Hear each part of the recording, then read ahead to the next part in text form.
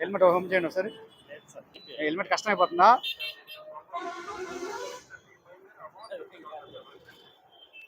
అలవాటు తెలుసు, అవగాహన ఉంది, కానీ హెల్మెట్ వాడట్లేదు అంతే. మీరు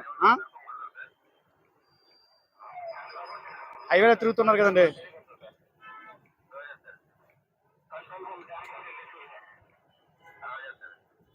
బండి ఎవరి పని ఉంది సార్?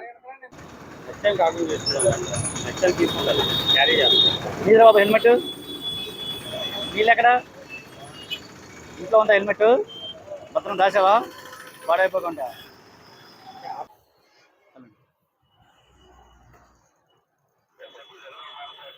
హెల్మెట్ ఉందా అసలు లోపల? ఇంటి దగ్గర ఉందా? హెల్మెట్ క్యారీ చేయట్లేదు ఎవరు ఉండు కనీసం?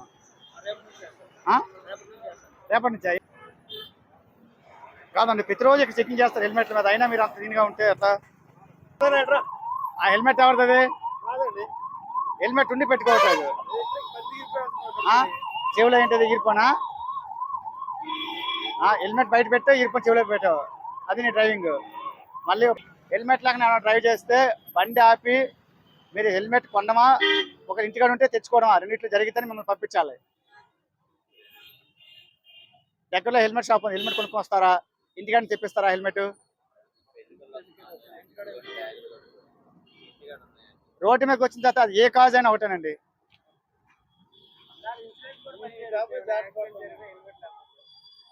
ఈ కొత్త రూల్స్ ప్రకారం తెలుసు కదా, మీరు 1 వేలో వచ్చినా, లైసెన్స్ లేకపోయినా, ఇన్సూరెన్స్ లేకపోయినా ఏవి క్లెయిమ్ అవ్వవు.